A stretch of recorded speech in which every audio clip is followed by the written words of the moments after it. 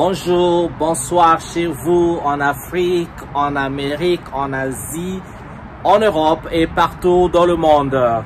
On revient pour une autre vidéo dans notre chaîne, votre chaîne en Afrique et en diaspora. Aujourd'hui, on va parler d'un sujet que je trouve d'assez intéressant. Ça me fait rigoler. Eh bien, c'est quoi?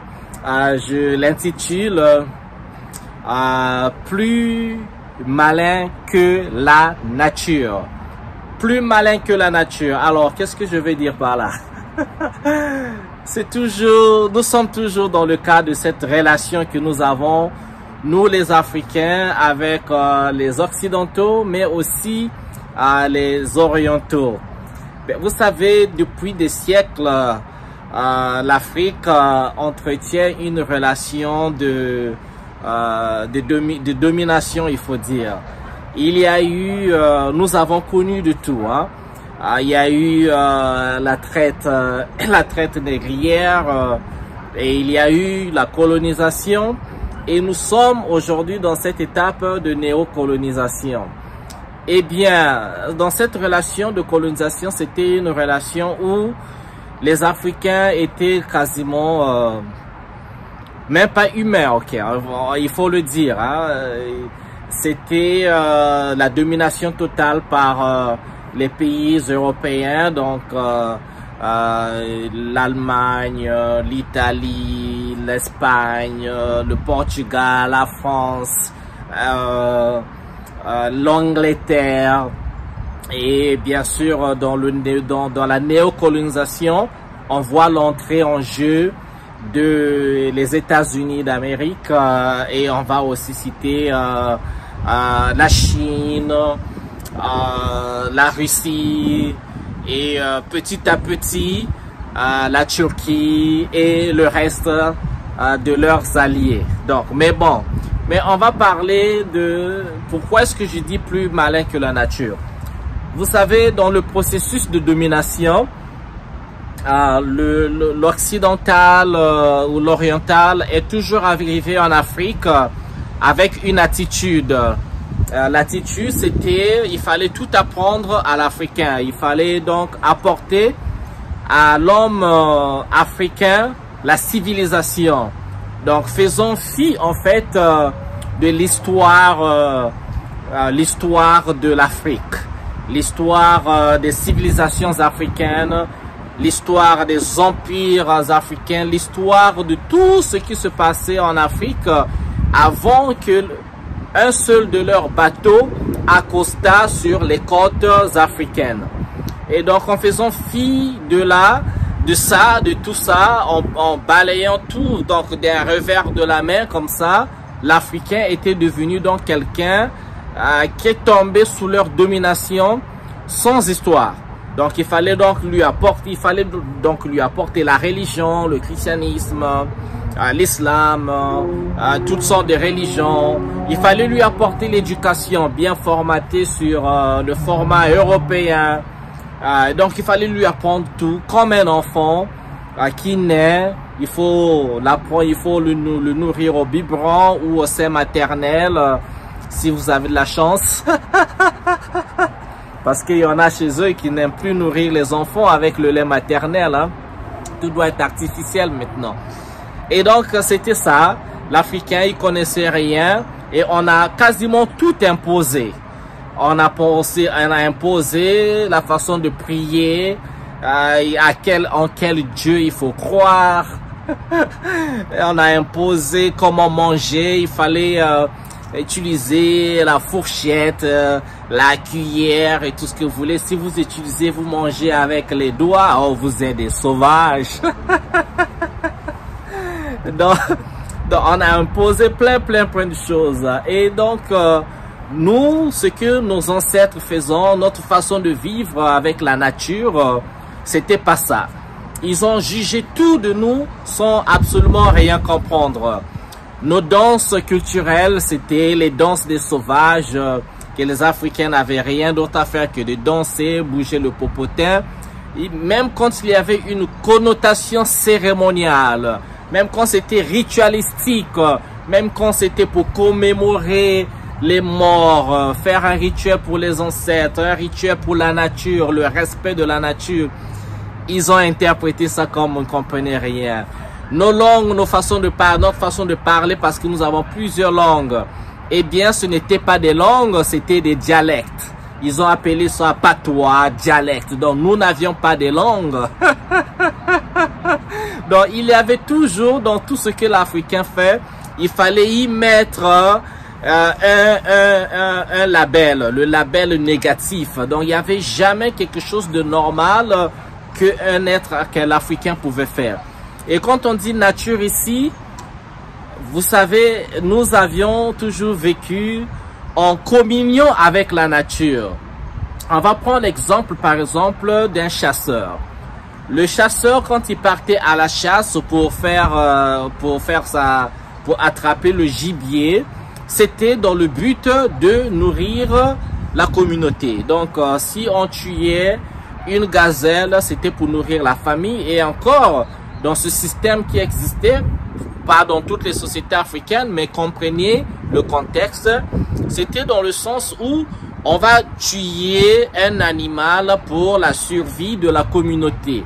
C'était pas on va tuer un éléphant pour juste prendre l'ivoire, les cornes, donc l'ivoire de l'éléphant et abandonner toute la carcasse à putréfier sans utiliser la chair, sans réutiliser rien d'autre. Ce n'était pas possible.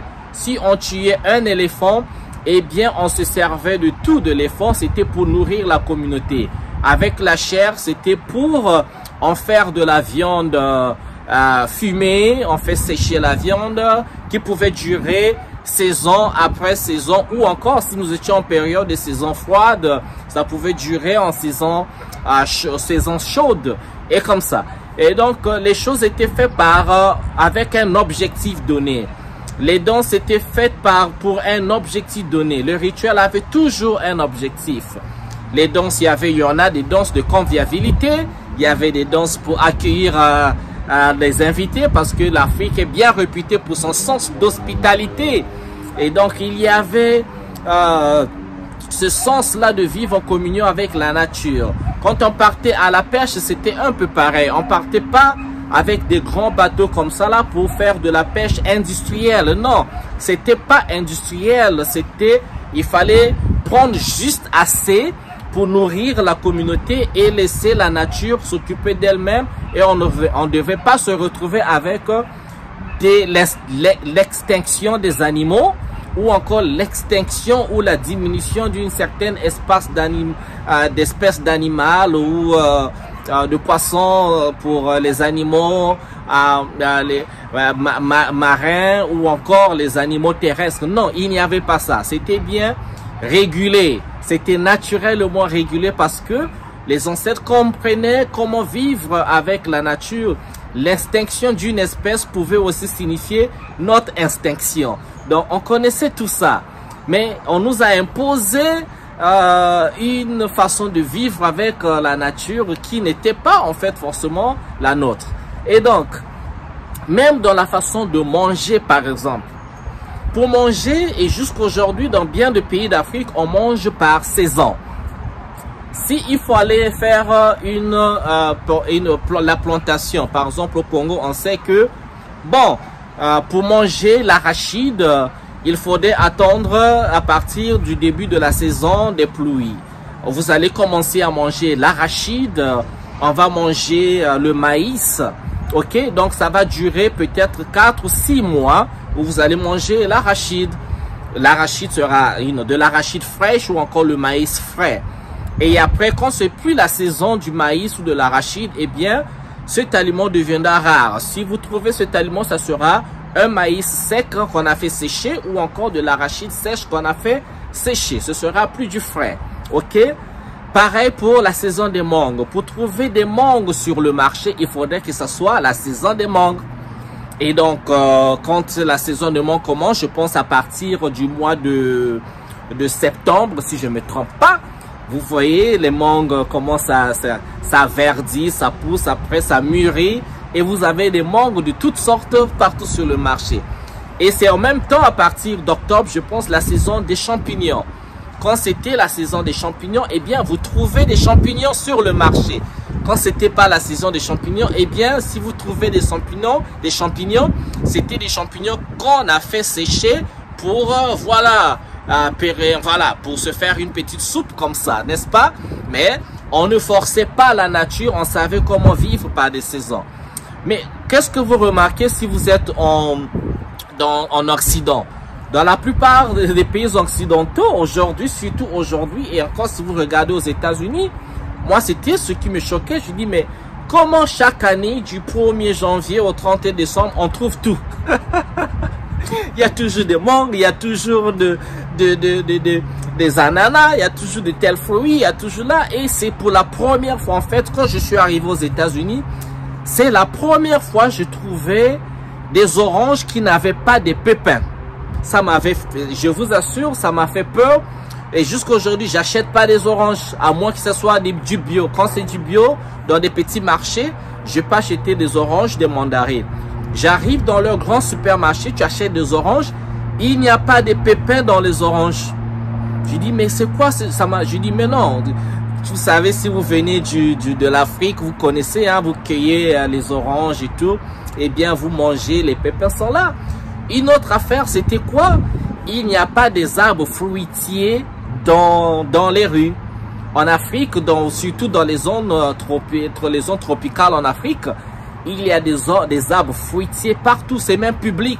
Les mangues, les mingengi, les malombo qu'on trouve dans la brousse, toutes sortes d'arbres, les avocats, les safous, des arbres fruitiers partout dans la rue. Vous en trouvez et la plupart du temps c'est gratis. Si vous avez la force de cueillir, vous cueillez. Si vous n'avez pas la force, vous allez au petit coin du marché, vous achetez. Et alors ici, il n'y a pas des arbres fruitiers pour acheter, il fallait tout acheter. Vous voulez d'une mangue, il faut aller au supermarché. Vous voulez des champignons, nous on partait les cueillir, il faut aller au marché.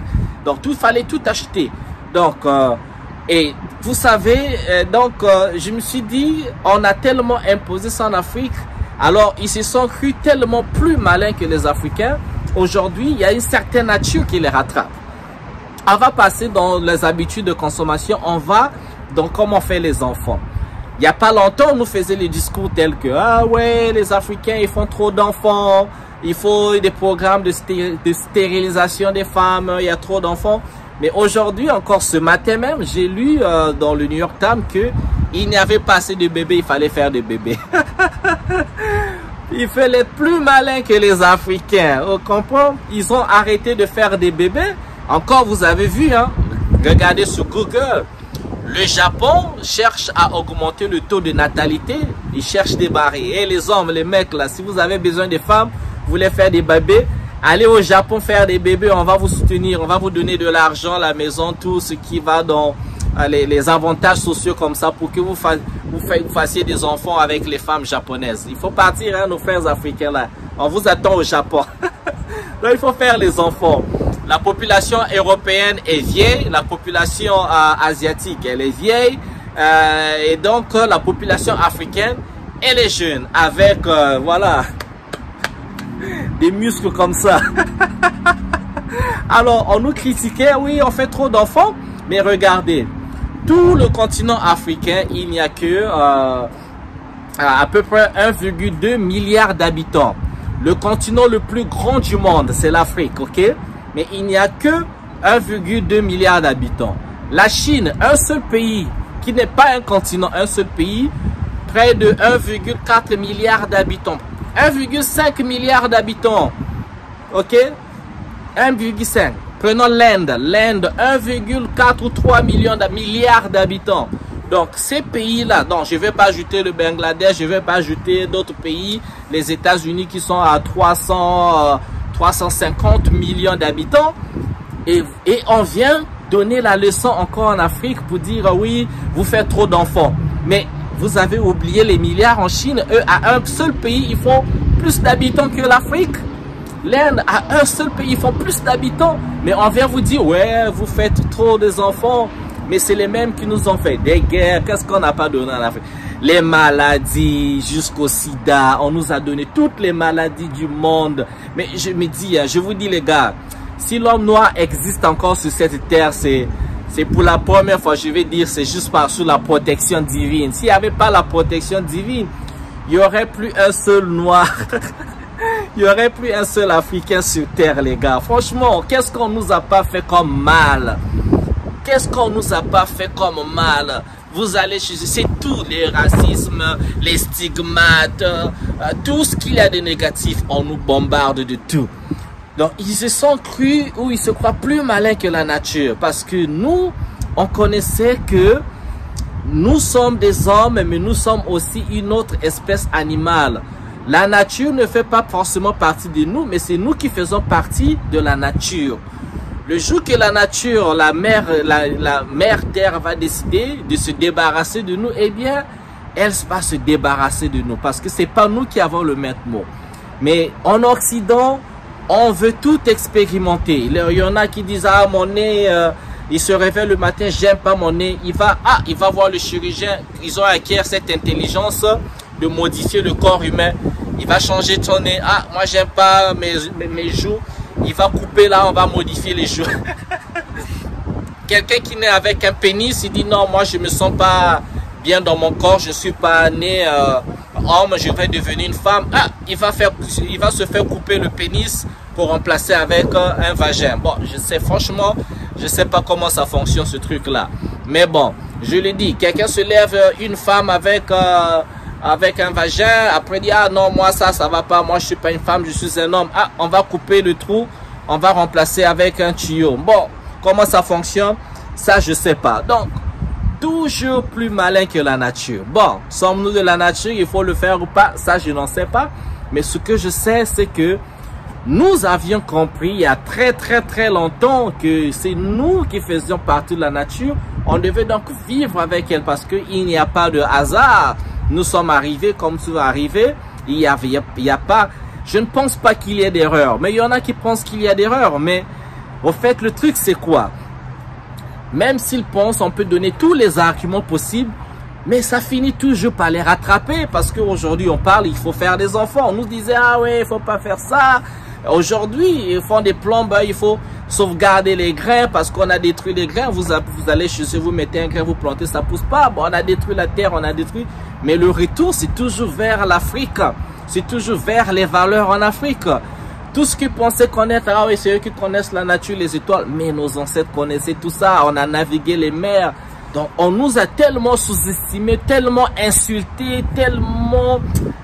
Tout, nous existions pas pour à leurs yeux et ces stigmates ont tellement continué que ça existe encore jusqu'aujourd'hui que vous pouvez rencontrer un occidental, un oriental qui ne sait ni lire ni écrire mais qui va se croire supérieur à un Africain qui a 10 doctorats.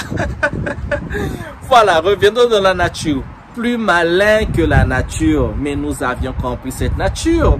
Donc, il faut un moment être un peu humble. Il faut se dire que on peut apprendre de n'importe qui, même l'autochtone, les gens appelés pygmées, même le pygmée dans sa forêt, dans sa jungle, on peut apprendre beaucoup parce que les pygmées ou les peuples autochtones en Amazonie, au Brésil, qui vivent dans les jungles ou bien la forêt, dans la nature, il faut dire, parce que ces gens-là vivent dans la nature depuis des millénaires.